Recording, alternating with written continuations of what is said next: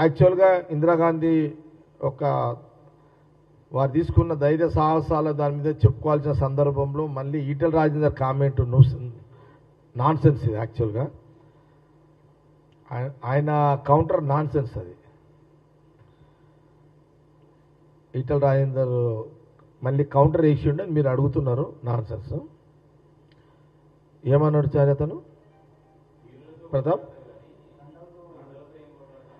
నేను ఒక మాట అడుగుతున్నా ప్లీజ్, నాకు క్లారిఫై చేసినాక నేను ఈటెల రాజేందర్ మీడియా ద్వారా అడుగుతున్నా, గాంధీభవన్ మీడియాని కూడా అడుగుతున్నా. ఇది ఒక్కదానికే మాట్లాడతా.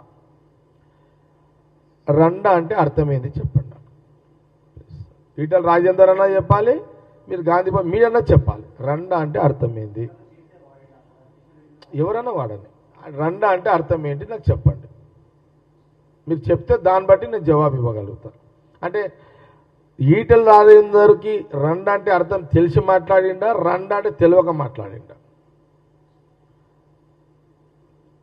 ఇప్పుడు రేవంత్ రెడ్డి నన్నా కాంగ్రెస్ నన్నా ఒకటే, కాంగ్రెస్ నన్నా రేవంత్ రెడ్డి నన్నా ఒకటే, మినిస్టర్లు అన్నా కాంగ్రెస్ పార్టీ నన్నా ఒకటే. ఓకే, నీ దానికి నేను జవాబిస్తా. రండా అంటే తెలిసి దాని అర్థం ఏంటిది అనేది నాకైతే వాస్తవం తెలియదు. రండా అంటే ఎవరిని?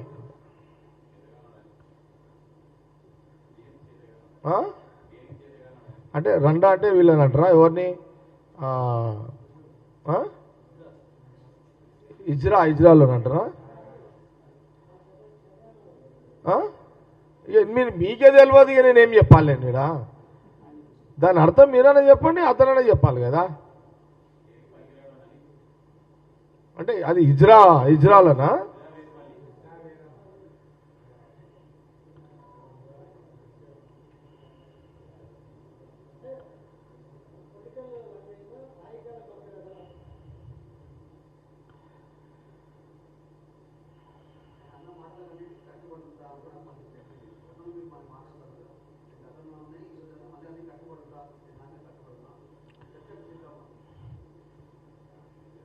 అంటే ఇప్పుడు ఇది కన్ఫ్యూజ్ ప్రశ్న కాబట్టి నేను అందుకే ముందే అన్నా, మీరు అడిగిన ప్రశ్నకు అది నాన్ సెన్స్ ప్రశ్న అని చెప్పినాను ముందే.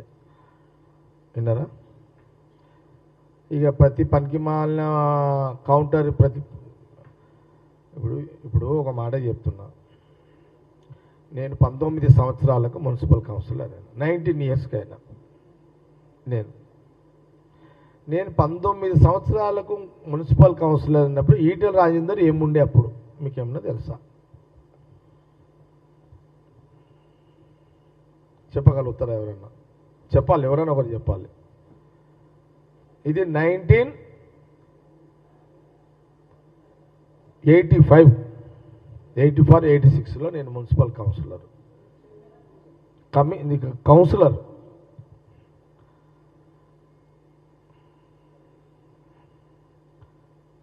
దా ప్రేమ్ రా, ఎందుకు?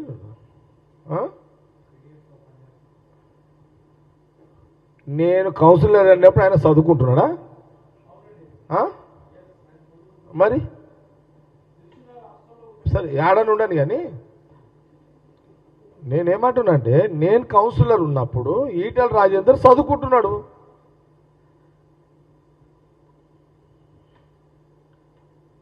ఒకవేళ ఇండైరెక్ట్గా నన్నే అన్నాడు అనుకో, నేను లీడర్ అయినప్పుడు నువ్వు వీళ్ళు చదువుకుంటున్నావు, నువ్వెందుకు ఫీల్ అవుతున్నావు? అట్లా ఫీల్ ఎందుకు అవుతున్నావు? ఏం పర్సనాలిటీ నీది? జగ్గారెడ్డి, రేవంత్ రెడ్డి, ఉత్తమ్ రెడ్డి, వెంకటరెడ్డి, మా పర్సనాలిటీల ముందు అదొక పర్సనాలిటీ. అదేమన్నా ఎందుకు ఫీల్ అవుతున్నావు? ఈటెల రాజేందర్ నువ్వెందుకు ఫీల్ అవుతున్నావు? నేను కౌన్సిలర్ ఉన్నప్పుడు నువ్వు ఇంకా రోడ్డు మీదకే రాలేదు, ఇది చదువుకుంటున్నావు. నీకెంత అంత అవసరమా నీకేమన్నా?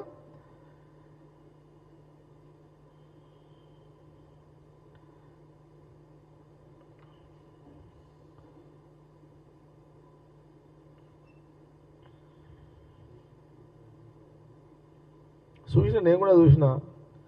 అవును, జగ్గారెడ్డి రౌడీగా మాట్లాడుతున్నాడు అని బీజేపీ లేదో కామెంట్ కూడా చూసిన. అవును, రౌడీలకు రౌడీని అవుతా, గుండగాలకు గుండగానే ఉంటా, తిట్టేటోనికి తిడతా, మంచోనికి మంచిగానే ఉంటా, చెడ్డోనికి చెడ్డగానే ఉంటా. ఎవరు నోరు జారితే నేను నోరు జారుతా, ఎవడ మర్యాద ఇచ్చి మాట్లాడితే నేను కూడా మర్యాద ఇచ్చి మాట్లాడతా. ఎస్, నువ్వు 1కి 4 సార్లు కాంగ్రెస్ ముఖ్యమంత్రిని అంటున్నప్పుడు బరాబర్ కాంగ్రెస్ పార్టీ నాయకుడు కార్యకర్త కౌంటర్ వేస్తారు. దాంట్లోకి అనుమానం ఏముంది దాంట్లో? కానీ నువ్వెందుకు ఫీల్ అవుతున్నావు? నీ పర్సనాలిటీ నువ్వు పెద్దగా ఎందుకు ఊహించుకుంటున్నావు? నాకు తెలియదా నీ కెపాసిటీ ఏంది, నీ పర్సనాలిటీ ఏంది? అసలు కేసీఆర్ అంటే పార్టీ పెట్టకపోతే నీ పర్సనాలిటీ లేదు. మరి అట్లా అంటే కేసీఆర్ అనేవాడు టీఆర్ఎస్ పెట్టకపోతే ఈటల రాజేంద్ర ఎవరయ్యా? ఎవరతను? అచ్చా, నన్ను అంటారు అనుకో, కేసీఆర్ పార్టీ కాదు, నేను 19 ఏళ్ళకి అయినా. నేను అప్పటికి నేను 19 ఏళ్ళు అయినప్పుడు కేసీఆర్ కూడా నాకంటే పెద్దోడే. ఇంకా అప్పటికి ఆయన ఇంకేమి ఏదో ఆయన లీడర్గా ఉన్నాడు అంతే.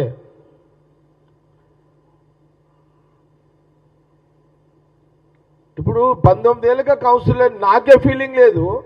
ఎవరిదో పుణ్యమా అని చెప్పి నువ్వు లీడర్ అయ్యి నీకా ఫీలింగ్ ఎందుకే? బంద్ చేసుకో ఇప్పటికైనా.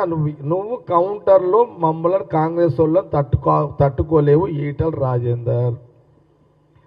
నువ్వు ఒక్క పదం వాడితే మేము 10 పదాలు వాడతాము. నువ్వు ఒక్క తిట్లు తిడితే 100 తిట్లు తిడతాము. నీ వల్ల కాదు.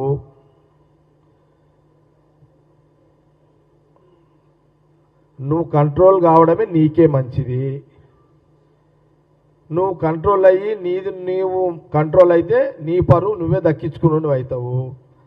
నువ్వు నోరు జారితే మేము 10 సార్లు నోరు జారుతాము, నీ పరువే పోతుంది.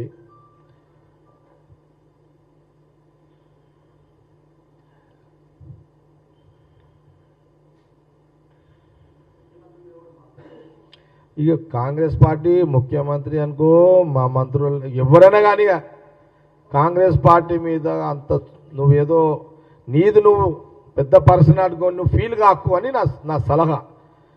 నీ పర్సనాలిటీ పెద్దదని ప్రజలు అనుకోవాలి.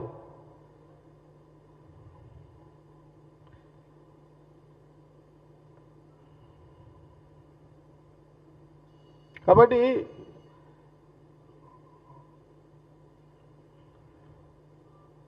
కాంగ్రెస్ పార్టీ వయసు ఎంత, నీ రాజకీయ జీవితం ఎంత? నువ్వు కాంగ్రెస్ పార్టీకి మునిమన్మనివి. నువ్వు తాతకే దగ్గులు చెప్తా అంటే ఎట్లయితుంది?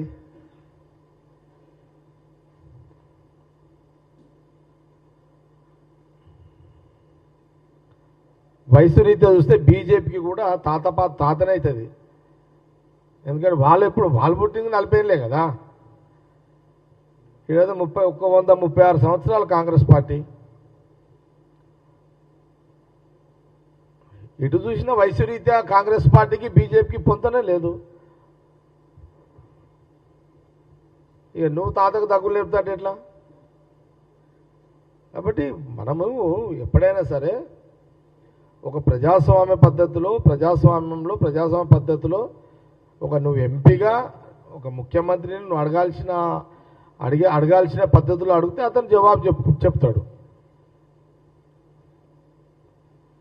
కానీ నువ్వు ఏదో కొంత లాంగ్వేజ్ చేంజ్ చేసి మాట్లాడితే మేము కూడా లాంగ్వేజ్ చేంజ్ చేసి కౌంటర్ కొడుతూనే ఉంటాము. నీ అంతటా నువ్వు ఆపుకుంటే నీకేం మర్యాద ఉంటుంది? నీ పరువు నువ్వే దక్కించుకుని అవుతావు. నేను ప్రెస్ మీట్లు పెట్టకపోయినా, నేను ఇంకో ఏదైనా ప్రెస్ మీట్ పెట్టినా గాంధీభవన్ మీడియా అడుగుతుంటారు. అడిగినప్పుడు నేను అటాక్ చేయక తప్పదు.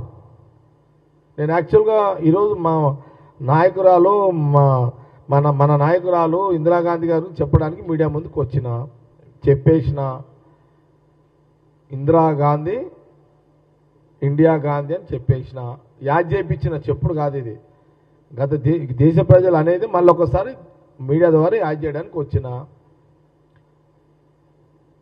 కాబట్టి మీకు కూడా కొంత బాధ కలిగింది ఇట్లా అంటున్నాడు అని అన్నప్పుడు నేను కూడా దీనికి జవాబు ఇచ్చాను. ఇది ఓకేనా? సరిపోతుందా?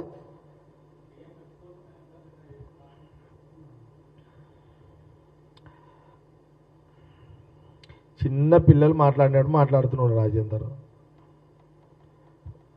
ఎవరు మాట్లాడినా ఏముంటుంది చెప్పు. నేను 19 ఏళ్ళకే కౌన్సిలర్ అయినారా నాయన, నాకేం ఎప్పుడు రా నాకు. నేను రోడ్డు మీద ఉన్నప్పుడు మీరు ఏడున్నారో కూడా తెలియదురా నాయన మీరంతా.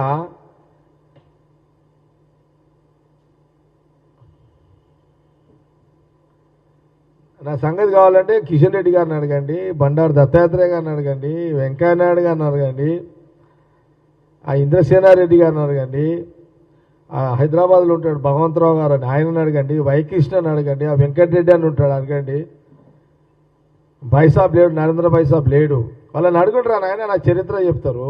రాజేందర్ నువ్వు చిన్న పిల్లగాని, ఇంకా మళ్ళీ చెప్తున్నా, రాజకీయంలో బీజేపీలా నా చరిత్ర ఒకసారి వాళ్ళని ఇంతమంది పేర్లు చెప్పినా కదా, ఒక్కరిని అడుగుని వాళ్ళే మీరు చెక్ చేయండి పోయి. మనం ఎప్పుడైనా మనం మాట్లాడితే ఎదుటోడు మనం కౌంటర్ వేసేటట్టు ఉండొద్దు. నువ్వు ఒక్కరిదైతేనే పద్దెడుతున్నా, నీకు స్ట్రాటజీ కూడా తెలియదు. ఈటల రాజేందర్కి ఎట్లా మాట్లాడో తెలియదు, ఎట్లా కౌంటర్ వేయాలో తెలియదు, ప్రతిపక్ష పాత్ర ఎట్లా పోషించాలో కూడా తెలియదు ఈటల రాజేందర్కి. బీఆర్ఎస్ అది నస ఉండే అనుకుంటా కేసీఆర్ గారికి. ఇక అమ్మ ఈడే నసరా అని పోయి అమ్మ పోయింది మేలని అనుకున్నాడే, పోయిందాకా పంపించేసినాడు. ఆడబెట్టుకుంటారా నసగాలని,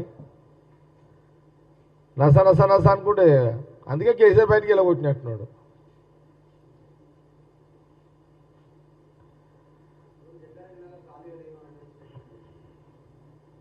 మళ్ళీ చెప్తున్నా, మళ్ళా ఇక అవన్నీ వద్దు, పిల్లల చేష్టలు వద్దుగా. నేను మున్సిపల్ కౌన్సిలర్ 19 సంవత్సరాల, నా వయసు 19 సంవత్సరాలు, అండర్ ఏజ్ కింద మున్సిపల్ కౌన్సిలర్గా గెలిచిన నేను. నా మీద నా ప్రత్యర్థి అపోజిషన్ లీడరు కోర్టులు వేసిండు. 4 సంవత్సరాల తర్వాత అండర్ ఏజ్ కింద నువ్వు కౌన్సిలర్ కాబడ్డావు, నీ కేసు కొట్టేస్తుంది, నీ కౌన్సిలర్ కొట్టేస్తున్నాను కొట్టేసింది అది. అరే నేను అండర్ ఏజ్లో కౌన్సిలర్ అయినారా నాయన మీరు నా కథలు చెప్తారు. నేను ఎంతమంది కథలు చెప్పినా, ఎంతమందిని చూసినా, ఎన్ని కత్తులు తిప్పినా, ఎన్ని కథలు చెప్పినా, అరే పిల్లల పరిష్కారం మారుతారేనా ఏమి కాదు. ఇక అది ఏంది, ఈ ఫోన్లలో కొట్టుకుంటే కూర్చుంటారు అయిపోయా. అదేం కొట్టుడ్రా నాయన అది.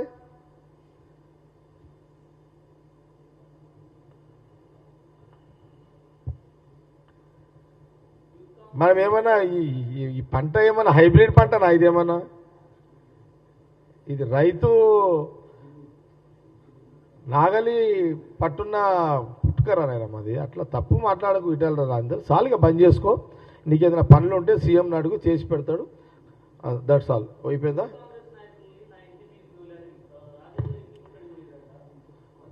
నాకు తెలియదు, అది వదిలేగా. ఇక నేను ఇంతకంటే ఎక్కువ చెప్పినా కదా శేఖర్, పెద్ద పెద్ద చెప్పినా కదా, అదే ఓకేనా? Thank you. కానీ ఒకటి నిజమేంది, ఇందిరాగాంధీ ఇండియా గాంధీ, రాహుల్ గాంధీ గారి నాయనమ్మ, ఆ కుటుంబం చరిత్ర. ఇది చరిత్ర, ఇది చరిత్రనే. ఈ చరిత్ర, ఇలాంటి నిర్ణయాలు, ఈ చరిత్ర ఎవరు ఎన్ని ప్రయత్నాలు చేసినా